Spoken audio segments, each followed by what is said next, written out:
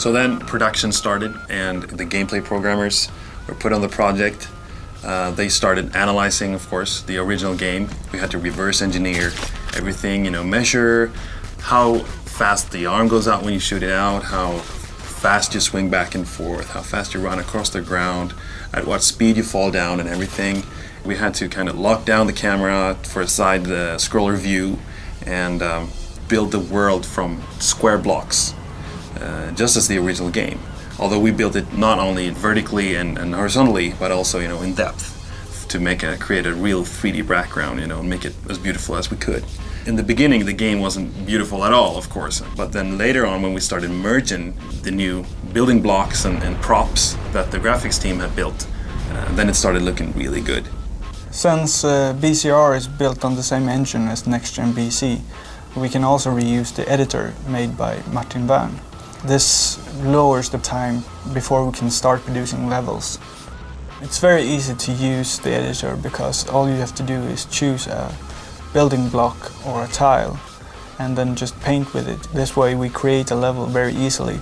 The most powerful tool is that it's built in-game, which means that we, with a push of a button, can test the level we're producing.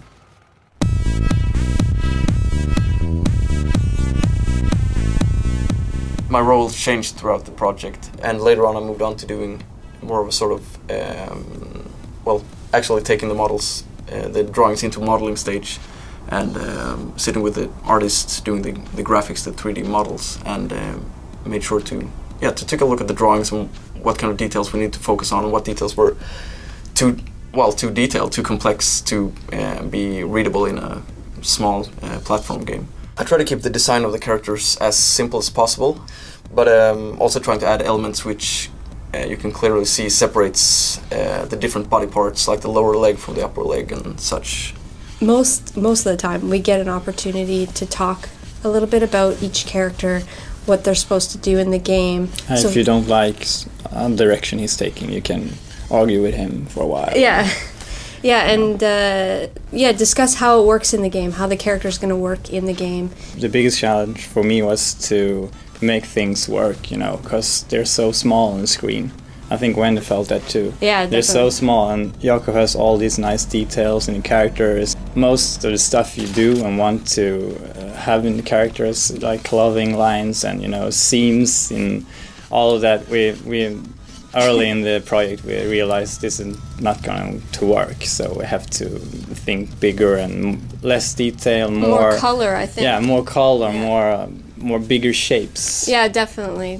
Which as an artist, you see all these details on the concepts and you want to add them so badly, but you don't see it in the game. But that's an art in itself. Yeah. Bits and pieces on every character glows just to make the movement more fluid and also in the different environments too, because we're dealing with different lighting environments as well, and these low detail. It's crazy environment. Jakob and Stellan makes color go to the limit, actually. Definitely with the lighting, and so we have to keep it simple, even more simple, I think, on the textures.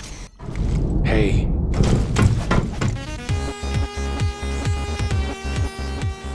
The neutral zones in the original game weren't that interesting, so I started thinking that maybe we could add some kind of an obstacle course in every, each one of these zones, so that you can go there and practice your bionic arm skills.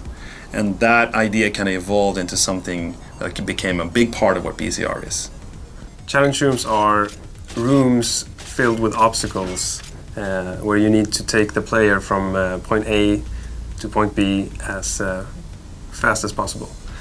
The bionic arm is such an unconventional mechanic that we really wanted to explore everything that it could offer. What we had in mind when we started building these rooms were old NES games like Solomon's Key, Wrecking Crew, Ice Climber. That's just very basic, very short stages on contained areas. And that's what we wanted to build on.